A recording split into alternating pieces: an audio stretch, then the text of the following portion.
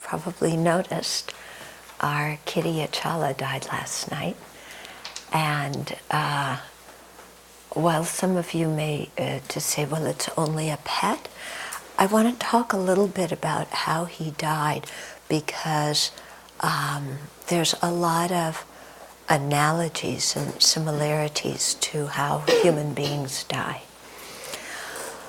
So I was just thinking about it, and he had a death surrounded by a lot of love, which is something that many human beings don't. I think of the people who drowned in the floods in Pakistan, or the people in Afghanistan who died in an ambience with a lot of violence. And how death comes suddenly. You don't know when it's going to come. And no matter what ambience we find ourselves in, whether it's a very loving one here with, the nuns completely surrounding you chanting mantra, or you're out in the middle of nowhere and all alone and nobody else knows or even cares that you're dying, that we need to be able to change our mind into a Dharma mind right at that very moment, okay? And for that we need a lot of practice. It's very easy. We're working now with one man who's on death row, and I received news yesterday that all of his appeals have failed. So it's... And, so he's facing death, and he also is struggling in his mind with a lot of self-pity, which I'm sure is a mental state we all know very well. Yeah, in one way or another, self-pity, or then the opposite of that is to get angry at the world. Okay, so one of those two things. So he's working with kind of both of those, going more on the self-pity side, but the two go together. And, at that time, when you're preparing for death, there's no time to waste in self-pity. There's absolutely no time to waste. Self-pity accomplishes zero. The only thing it does is make us totally miserable. And considering that we're all dying now, then there's no time for self-pity now. Okay, it's not like dying happens later, yeah, but since the moment we're conceived in our mother's womb, we're in the process of dying. And so the mental states that we want to have at the time of death are the ones we have to cultivate right now. And self-pity's not one of them, is it? But self-pity isn't something we can't stuff down and tell ourselves that we shouldn't feel and we're bad for feeling and banish it from the mind. It was like everything I was talking about yesterday. We can't just stuff it and then think that it goes away. We have to pull it out and work with it. And so a lot of the ways of working with self-pity, I think, involve understanding karma, understanding that whatever situations we find ourselves in, we created the cause for them. So there's no reason to feel sorry for ourselves. Okay. Now, I'm sure Sarah 10 years ago would not have liked to have heard that. Yeah, because... but I would like to say, when I did really understand that, a lot of anger, resentment in my life just disappeared. Yeah. Yeah. And that's the thing, when you really understand that we're the ones who create it. Certainly ego doesn't like to hear that, but as you said, so much anger and resentment just dissolves. And then we also feel quite empowered to do something about our situation. Okay. So taking responsibility is the opposite of self-pity.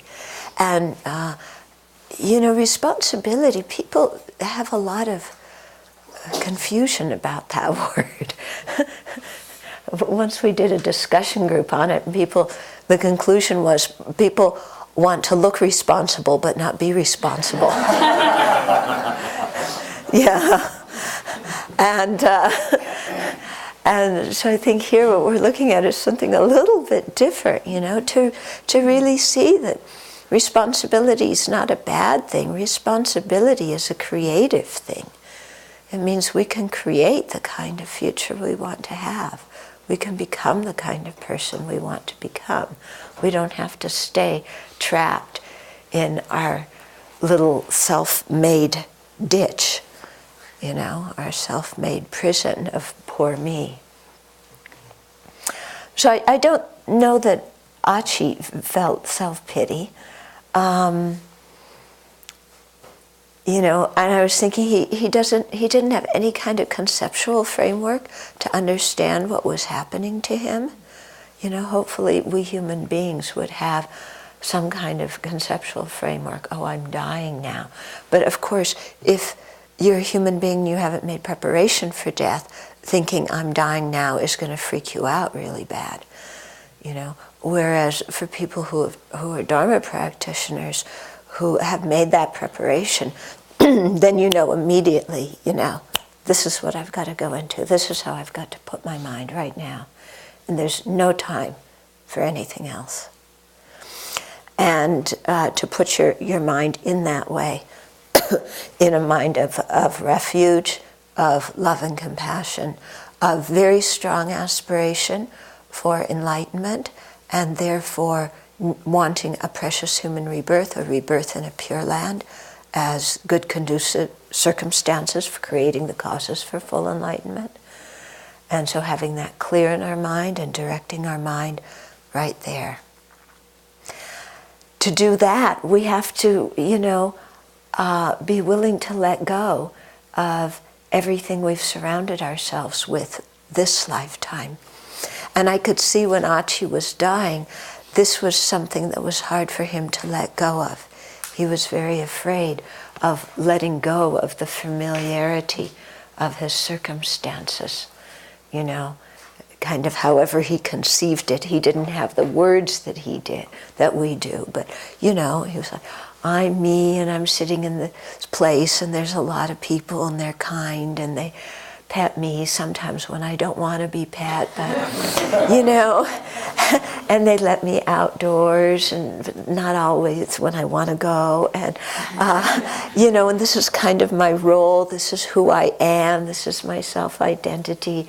Every Thursday night there's telephone teachers, I go sit in the living room with everybody. He does that. Every morning at 8:15 I go into the library for the stand-up meeting. Every day at noon I go into the dining room for lunchtime. He followed our daily schedule very well. Yeah, really. Yeah, and he knew what was happening. But when it came time to separate from that familiarity, it was very scary for him. You could see that in how he was acting. It was quite frightening for him. And I think at one point, when you were in here in the evening, some of us were with him, and he started clawing to try and get out of his basket. And we'd try and touch him, and he'd claw or he'd bite. And I think he was having what they call karmic visions, kind of due to karma.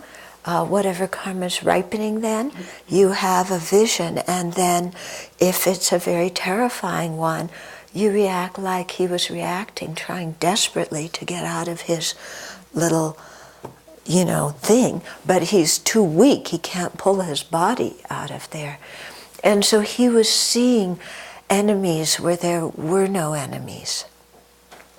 And I was saying to him, Achi, it's just a karmic vision. You don't need to be afraid. Of course, he's a cat. I don't know how much he understood, but okay, you got to plant seeds somewhere. And but it made me think that during our life, we're having so many karmic visions. And, from the outside we could look and he's seeing something frightful and we're saying that it's okay, be calm, there's nothing there. He can't, when you're in the middle of that, you think that what you're seeing is so real. So unless you have a lot of practice behind you to go into, but this isn't real, it's just an appearance to my mind. Yeah.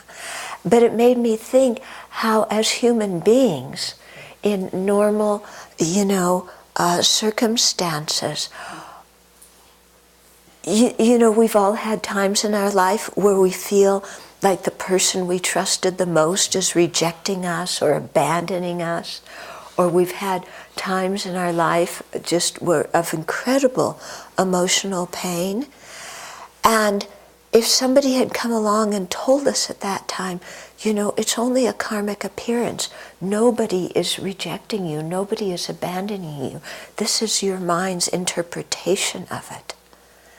Would we have been able to switch gears and believe what that person said?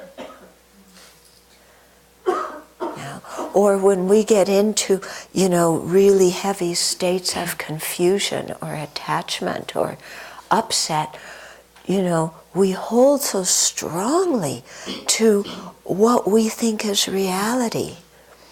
And if somebody comes along and says, that's not reality, it's your interpretation of what somebody said, that's not what they meant, or things like that, we find it very difficult to accept that. We probably even get angry at the person who told us, But this is exactly the kind of thing we need to train with while we're alive.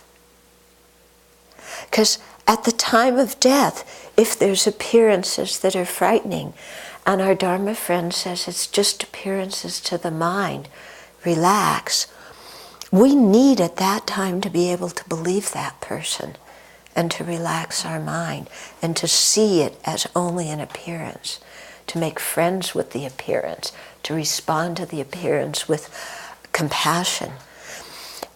It's going to be a lot harder to do that at the time of death when everything else is in such incredible flux. So we have to practice that right now while we don't have, when our body isn't in the middle of dying and having all that incredible upheaval. We really need to practice that now so that when things come up in our mind, to be able to stop and say, it's an appearance to my mind. I don't need to be so reactive. Yeah. Or I can, it's an appearance. I can greet this appearance with some playfulness, with some love, with some compassion. Instead of going into default mode of ignorance, anger, and clinging. So this is all things that, that we need to practice now, since we're in the process of dying now, aren't we? And we're going to need that skill when we get closer and closer to death. And then if we're fortunate to have some Dharma friends around us at the time of death, they will remind us, they'll say, it's just an appearance. Yeah, you don't need to be afraid, it's just an appearance. Take refuge in the Buddha, Dharma, Sangha. But when they say tell us to take refuge, we have to understand what that means. Yeah, it doesn't mean just to have blind faith in Buddha, Dharma, Sangha. It means really, what is our spiritual practice? What is what we're taking refuge is not in Buddha as some external being who's going to save us, but in the Dharma teachings that he taught, so that at that time when we take refuge, it's kind of like a 911. What Dharma teaching do I need to practice right now to deal with what's going on in my mind? That's what refuge means. Yeah. What practice do I need to put into effect right now? And it means also having that vision of the Buddha and of the Sangha as the role models for what we want to become. So having that faith that we can become like the Buddha, we can become an Arya Sangha, somebody who's perceived reality directly. And for that reason, that's why we're practicing the specific Dharma antidote at this very moment. Yeah? So we feel connected with all the holy beings who have accomplished the path before us. We know that that is a viable aim, that it's possible to become like that. And we know that not just because of blind faith, but because we've understood the Four Noble Truths. And when we understand the Four Noble Truths, and we know what dukkha is, we know what causes it, we know how, the ignorance, the cause of all of our dukkha, our suffering and unsatisfaction, that the cause of that is ignorance. We know, we have some wisdom, even if it's just intellectual, that what ignorance is grasping at is wrong, and that if we can see the object of wisdom directly, then we can eliminate the ignorance completely.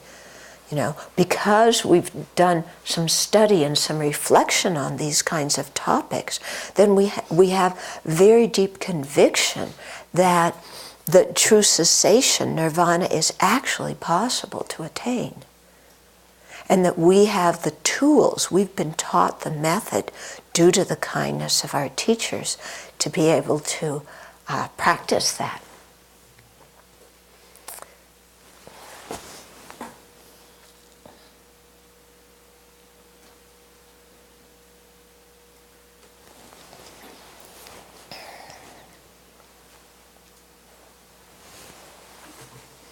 So this is what we need to train our mind in while we're alive.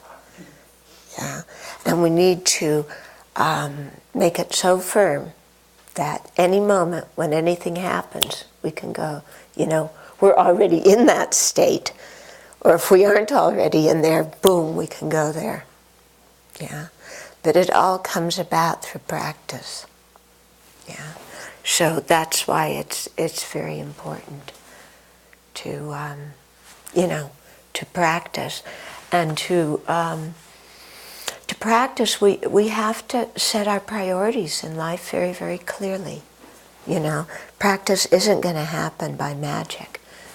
We have to set our priorities and make that a priority. Because once we're there on our deathbed, there we are, and we can't go backwards.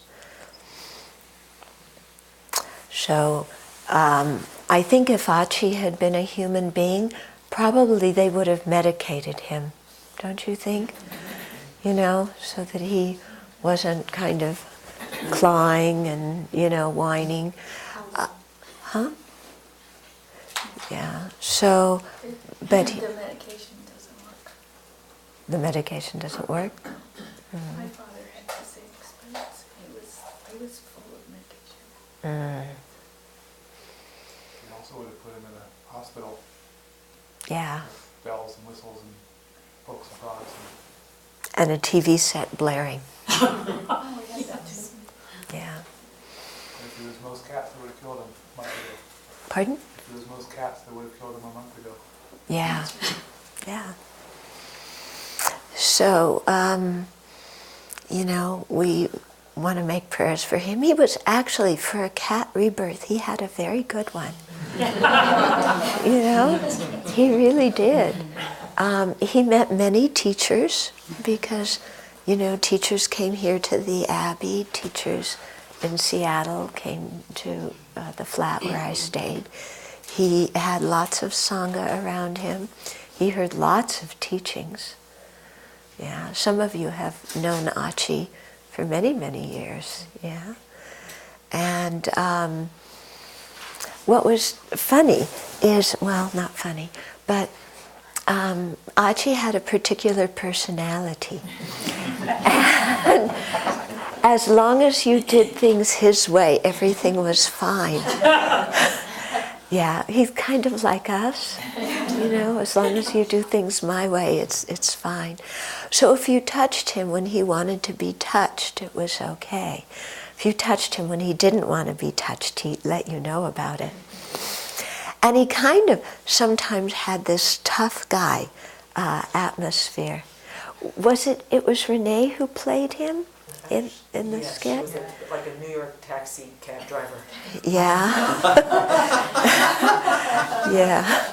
And, he had that kind of swagger sometimes. But as he got old, and especially the last 6 months, 8 months, would you say, he became such a sweetheart.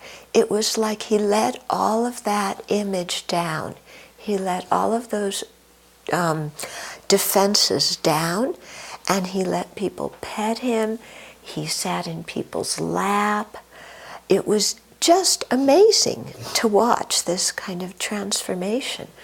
And at the end, he wanted everybody around him.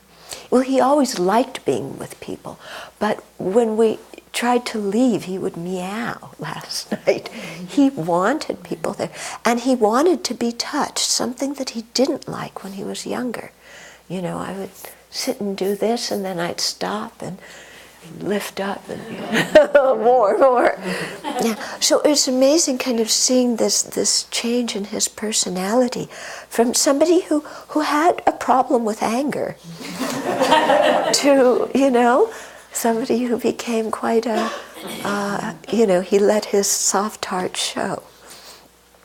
So I think if Achi can make such a big change, so can we. Yeah, that it's possible.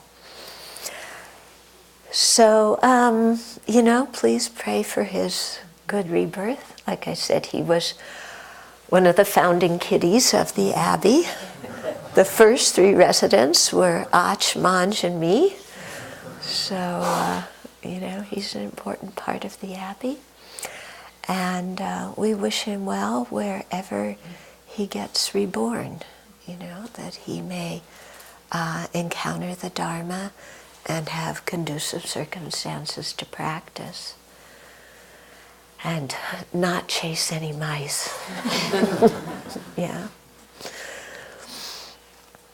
So I thought that might be good for us to think about as a motivation for doing our practice this morning.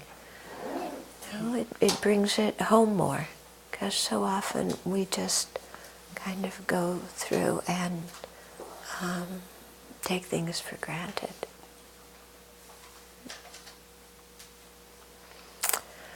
Okay, so we'll do the prayers and then some one session of focusing on the Buddha. So I thought before going on, maybe I should make clear why I choked up before.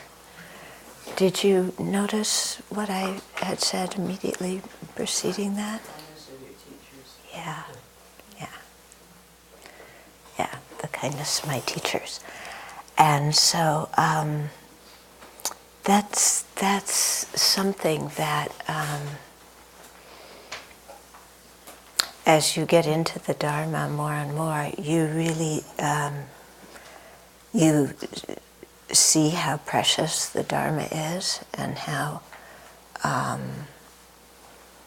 any chance for happiness you have comes through the Dharma, doesn't come through external things and external people.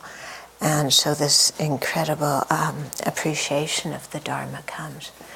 And then it kind of dawns on you that the only way you know the Dharma is through the kindness of your spiritual teacher. And that without that connection, we would be lost. Very simple. And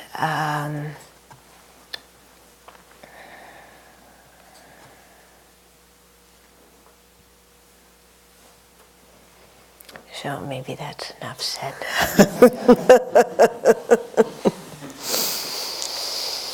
There's one dedication verse on page 58. It says, "It is only from the kindness of my spiritual masters that I have met the peerless teachings of the Buddha. Thus I dedicate all positive potential or merit so that all migrating beings may be guided in the future by kind and holy spiritual masters." Yeah, so there's a lot of very, very deep meaning in that verse. And it's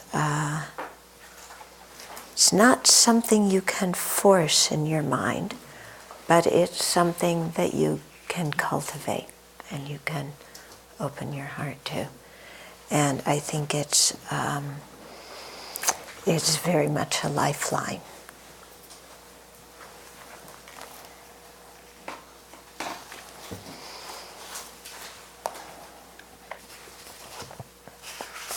Okay.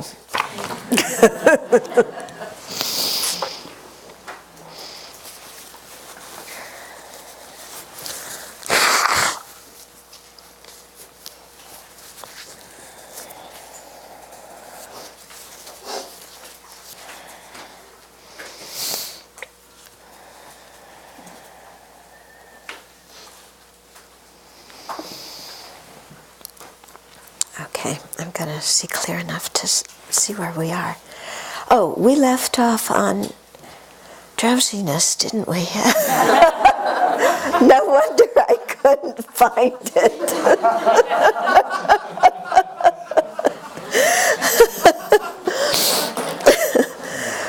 Okay, so drowsiness is sometimes translated as torpor, but I think drowsiness is much more accurate of a translation, you know. It's not just dullness, it's really, you know, our head is nodding, we're completely zoning out, we can't concentrate. And so, you know, this one is mental and physical. I mean, it's physical in the sense that your body slumps over. And I even know somebody who fell off his chair during teachings. She fell asleep. It was when at Lama Zopa's all-time marathons. He fell asleep and fell off this chair. But drowsiness is, you know, it's a big problem. And I think it's primarily mental. You know, like I was saying before, we can go from wild daydreams to falling asleep very quickly in our meditation. And so many people suffer from drowsiness. And, you know, it takes a while to work with it. You can start with some physical things. I think doing the prostrations to the 35 Buddhas before you sit down and meditate is very good. First of all, your body's moving, which is very helpful. But second of all, you're also purifying negative karma. And this kind of falling asleep is, without being physically tired, is a result of negative karma that we've created in the past, which could be negative karma from disrespecting the Dharma, from selling Dharma books to make a profit, from burning Dharma books. You know, this is what the communists did in Tibet and China. They burned Dharma books. Kind of like this this preacher in the South who was going to have a burn the Quran Day. Horrible.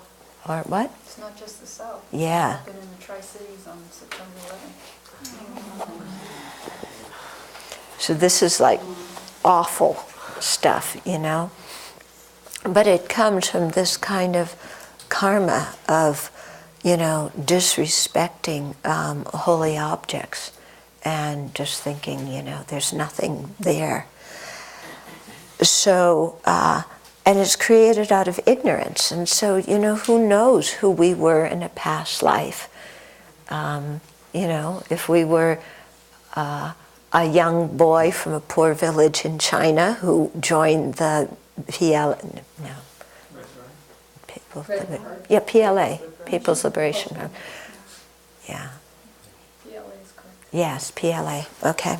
So who joined the PLA to try and make it in the world, and got sent to Tibet or somewhere in China and started destroying Buddha's images and burning texts. Who knows, if we were born in that kind of circumstance, and we might easily have done that kind of thing, accumulated that kind of karma. Yeah, then it ripens in not being able to stay awake during teachings.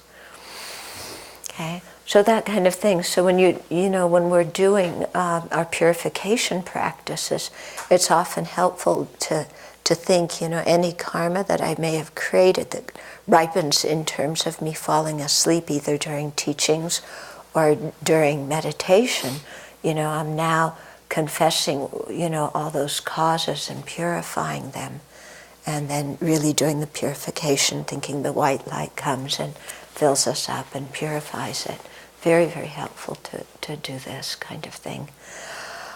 Okay, so purification, prostrations, exercise, like I was saying, doing some yoga or tai chi or whatever, get the chi in your body flowing properly. Also, looking at long distances. I don't know if any of you looked at the sky last night. Yeah, it was totally amazing. Yeah. So, look at the sky, and even out here, look long distances. It's, it's very, very helpful for the mind. And actually, when we were looking for property for the land, somewhere that had beautiful views was very high on my list of criteria. And when we weren't finding anything in southern and central Idaho, they said, oh, just let go of that criteria. There's this nice property in the valley. No. So really take advantage of that and stretch your mind out. Very good for overcoming sloth and that kind of drowsiness. Don't wear too many clothes in the meditation hall. Okay, if you're chilly, it helps you stay awake. Put cold water on your face before you sit down. Yeah. So these kinds of things. Then also, my friend who did the retreat told me that she found it very helpful to focus at the Buddha's forehead when her mind felt a little bit dull, and imagine a very bright light at the Buddha's forehead. And that she also found it helpful to think of a very bright light here radiating out from her forehead, filling the universe. Yeah. And so I think the whole idea of radiating light, it uplifts the mind. And I think that's one of the reasons why when we use the Buddha as our object for developing serenity, if we can make the Buddha a very bright color, that is very helpful to our mind, to enliven the mind. Or imagining that you're exhaling the dullness in the form of smoke that dissipates. You're inhaling light that fills your body, mind, and wakes you up. Okay, so those kinds of things can be very, very helpful. Then what do we have?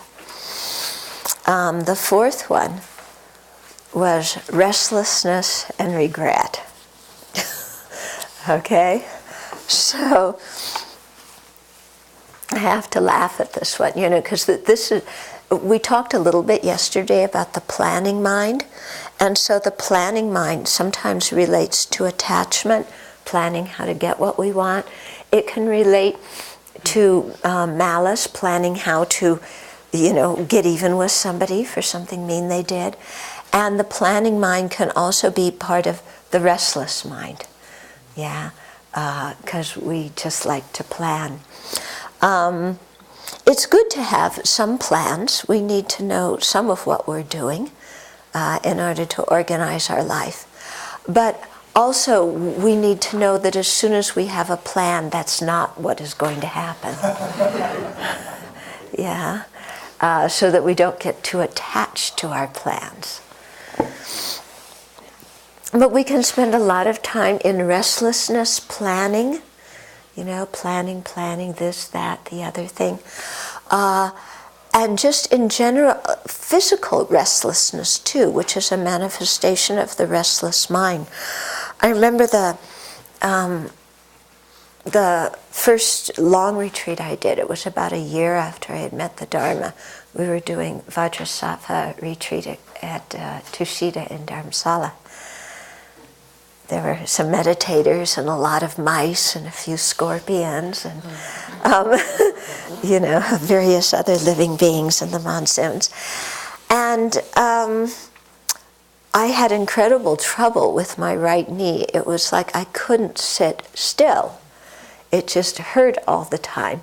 And I thought it was just physical pain, but then I realized after a while it was also restlessness, that I just had to move. Yeah, and so you see that sometimes, it's just like the body can't sit still. You have this internal restless energy. So clearly it's related to a restless mind.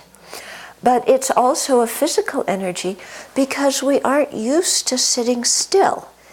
In our culture, it's almost like a sin to sit still. You've got to be doing something and having a life and making money and being popular, being well known, having your social life, whatever it is. And so even children don't know what it's like to sit still because they've never seen their parents model that. And the parents get angry and say, "Can't you shut up and sit still?" And why should a 5-year-old be able to when a 35-year-old can't? So it's something that really requires some training, and to be able to let out that physical energy in a good way, through exercise or some way that for me, the fast walking. I mean, we weren't going that fast yesterday, but that to me is a good way to let go of that kind of energy. So we can all find our own way to do that and release the physical energy. But then we also have to look at the restless mental energy. And where is that coming from?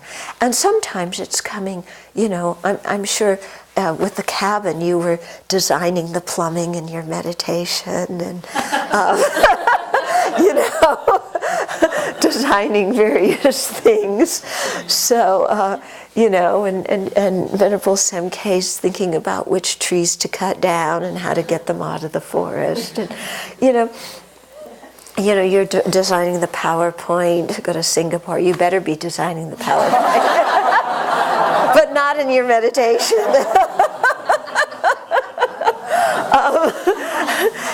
So sometimes these things happen, because of different work we do. Okay, so in that case, it can be very helpful to just ask ourselves, is this something I really have to think about now? To consciously put that question to ourselves. Is it something I have to think about now, or is there time later to think about it? And so putting that question to yourself can be very helpful. Of, oh no, actually I can think about it after the meditation session. There are 10 minutes there. Even though you get your best plans done in your meditation session. Yeah. Okay. So trying to pull that restless energy in. And then the other aspect of that is it's called remorse or regret. And here it could be talking about the good kind of regret, in the sense of when we have done non-virtuous actions and then we feel bad about it and want to purify.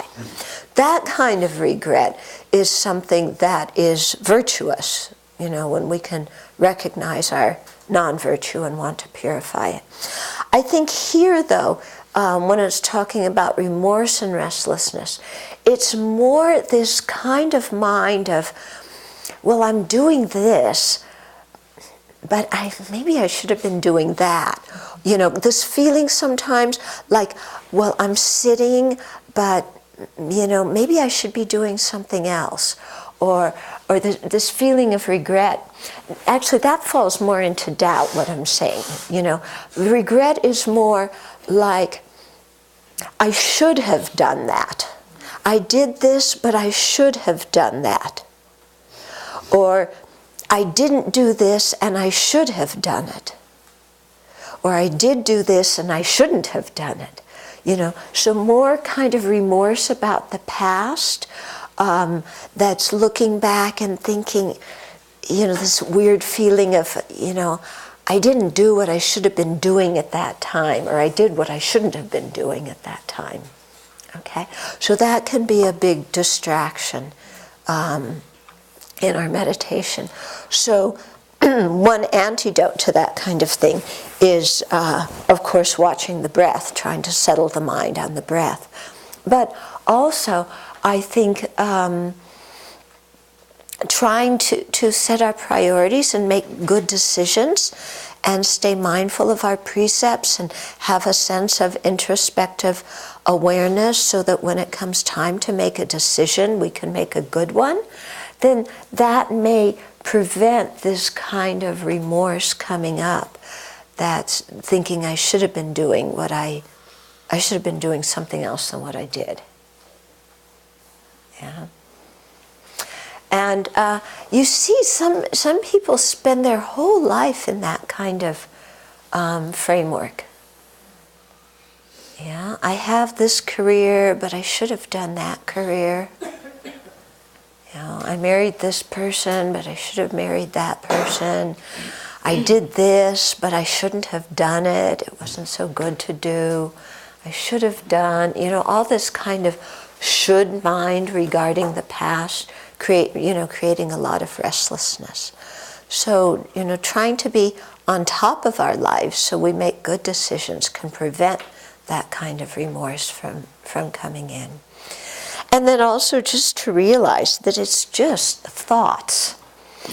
And if we have something that we genuinely regret because it's non-virtuous, then let's do some purification and counteract it. Sitting and mulling it over, kind of going round and around about it, but not reaching any kind of conclusion. Ruminating. Yeah? Anybody a ruminator? Going round and around, restless mind, kind of regret, not reaching any conclusion, staying stuck. To really say to ourselves, okay, I've got to put this issue to peace. If there's something that I did that was non-virtuous, where I had a harmful intent, and I deliberately hurt somebody, then I need to do purification. So let's own up to it and do the purification and settle this in my own mind. If it's something that I'm feeling guilty for because somebody else is blaming me for it, then I need to stop and actually ask myself if it was actually my responsibility or not. Because sitting and ruminating in guilt is a big obstacle. And we often feel guilty about things that aren't our responsibility. So there we need to sit down and really say, okay, in this situation, what was my responsibility and what wasn't? And if the thing I'm feeling guilty about was actually not my responsibility, then I need to let go of that guilt, even if somebody else is guilt-tripping me about it. Because what they say is their thing. I don't need to buy into it. Okay. On the other hand, if I made a mistake, I need to purify. So let's do that. Okay. So somehow gaining some clarity on these issues so that we don't just keep spinning round and around and around about it. Okay. And then the fifth hindrance is doubt. So this is a mind of indecisiveness, and they make the analogy that doubt is like a two-pointed needle. Okay? Or maybe in your case, a two-pointed drill. Yeah. You know, if you try and drill a hole, but your thing has two bits, and, you know, you're not going to be able to drill the hole properly. You're not going to be able to sew with a needle that has 2 points. You're going to get stuck. Okay? So that's exactly what our mind is like when doubt comes in the mind. Okay? And so there's different kinds of doubt. There's doubt inclined towards the correct conclusion, doubt that's halfway, and then doubt that is kind of it's inclined towards the wrong conclusion, and it's kind of tinged with rebelliousness and sarcasm and kind of sometimes. Okay, but sometimes we can have a doubt that is like a curiosity. It's inclined towards the right conclusion. There's a new topic. We don't really understand it. We want to learn more about it. We don't get it, you know, but we think there's something valuable in it to learn about. So that kind of doubt is quite okay, you know, if we use it to go and learn. Yeah, and to really take that kind of curious mind and say, okay, I want to, you know, go hear teachings on this, or I want to read a book on it, or I'm going to go ask somebody a question. Okay, and so that kind of curiosity is very good for making us learn. The kind of doubt here that we're talking about is a doubt that really blocks our practice, where everything we do, there's this niggling in the back of our mind that we should be doing something else. So this is you can spend so many hours in your meditation with this one. You know, it's like, okay, I'm doing my daily practice. Oh, why am I doing this daily practice? My mind, you know, I'm working the rest of the day and my mind is just so distracted all the time in my daily practice. I really should do retreat. That's what I need to do. You know, the way I'm living my life now, this just isn't right. I should do retreat. So then you work really hard, you create all the causes for doing retreat. You're in your retreat and you're sitting and you're thinking, I'm just sitting here doing retreat. You know, there's so much suffering in the world. The Buddha said we should help sentient beings. Doing retreat is good, but I should really be out there doing some social work, you know, and be socially involved and do something to express my compassion instead of just sitting here meditating on compassion.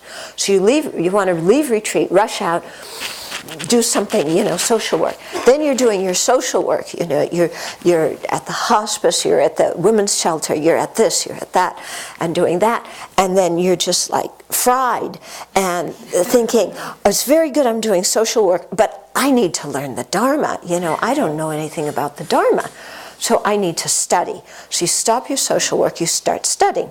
Then, you know, you're studying and you're doing your morning and evening meditation, and then you say, well, why am I just sitting here studying? It's just intellectual knowledge. I should go do retreat. Okay, so this is, you know, let me tell you, if you have this problem, it is not new. You know, most of us go through this. Whatever we're doing, we feel like it's not good enough, we should be doing something else. Okay, so all this kind of doubt coming in the mind. Now, it is true that sometimes we should be doing something else, not what we're doing. Okay, but what I'm getting at here is this mind that is so full of doubt that won't let us pursue any path. Okay, so it won't let us do retreat when we're doing retreat, or do social work when we're doing social work, or study when we're studying. Whatever activity we're doing, it throws the wrench in and, makes it go out of whack. Yeah. Whereas if we just did one of those three, we'd probably be okay. Yeah, but we aren't doing any of them because we're so filled with doubt. Okay, so that can be a big hindrance. It can be a big hindrance to have doubts about the Four Noble Truths. And here, remember, I'm talking about doubt inclined towards the wrong conclusion. I'm not talking about doubt that is curiosity and wanting to learn more. Okay? I'm talking about doubt that is has this, Four Noble Truths, I don't really know about this, this kind of stuff. Yeah, Buddhism without beliefs, yeah, I like that. I believe in Buddhism without beliefs. That's my belief in Buddhism. Okay, so that kind of doubt that doesn't really let us explore or investigate, yeah, so that can become a big problem. So to remedy the doubt, we need to ask questions, we need to learn. But when we see our mind spinning around, just for the sake of spinning around, not really wanting a conclusion, can you see that in your mind sometimes? When you spin around and you don't really want a conclusion. Your mind's kind of, well, if I'm spinning around, then I have an excuse for not accomplishing anything. I just blame it on my doubt. So you need to kind of catch that mind and say, where's it really getting me? Well, this doubting mind that just takes delight in throwing the wrench in the machine, where is this mind getting me? What is it really trying to say? What am I really trying to do when, all these kinds of doubts fill my mind? Okay? So it's another way of going deeper in our practice of asking ourselves that question. Because when we're sitting there in the middle of all this doubt, it's like there's something going on inside, but we're not clear on what it is, and it's coming out as this doubt, which is a distraction from our practice. But we need to kind of sit and, what really is the issue for me here? What is it that what is this doubting mind is a symptom of something else. What is it that's really going on inside of me? Okay. But then, I do want to differentiate that from other kinds of doubt. Because I remember a time in my practice, it was, early on, but it was like, how do I know the Buddha even exists? Here I am saying I want to become a Buddha. How do I know Buddhahood even exists? Yeah. And it was some really big doubt, because if I don't believe Buddha exists, why am I doing this practice, But in a way, the doubt was very, very good because it really made me look deeper, and really made me understand the teachings better. And think, well, can I prove that the Buddha doesn't exist? What are reasons for the Buddha existing? I was very new at my practice, so I didn't really understand well at that time. Years later, I remember this. There's this beautiful passage in Nagarjuna, in the his Karikas, and Jay Rinpoche talks about it too. About, is it chapter? can't remember, chapter 24, chapter 15, something. Anyway, about how you can prove the existence of the Buddha, Dharma, and Sangha by the reasoning of emptiness. That if things are empty of inherent existence, then all these other things make sense. You know, whereas if things are inherently existent, then none of those things make sense. And it is a beautiful passage. I won't go into it now. At the time I was having all the doubt about the Buddha, I probably didn't have the ability to understand this argument, you know, but it's, you know, I somehow worked my way through it according to what I knew at that time. But then later, when I came on this argument in Nagarjuna and Jay Rinpoche, I went, wow, this is the one that does it, you know. It becomes so crystal clear how the whole path, the whole understanding of everything we're doing is dependent, or is rooted, is based on the understanding of emptiness. You know, it's really brilliant. But you kind of, you know, you work your way through things at the time you're going through them, according to your ability at that time. Because that's the ability we have. We don't have any other ability. So we always do the best we can. You know, we're always doing the best we can. Yeah? The thing is to give ourselves some space to realize that the best we can also increase in the future. You know, so that we don't make rash decisions when we're doing the best we can, but when we think the best we can is the best we're ever going to be able to do. We need to have a big view and realize that the best we can is really going to increase, and in the future we're going to be able to do even better, and things will become clearer and we will have more tools. Okay, very important to remember this. I've gone overtime. Okay, well, we finished those 5. I was going to talk about the other 5 and the 8 antidotes. Next year, Labor Day? Okay. Will you come? Okay.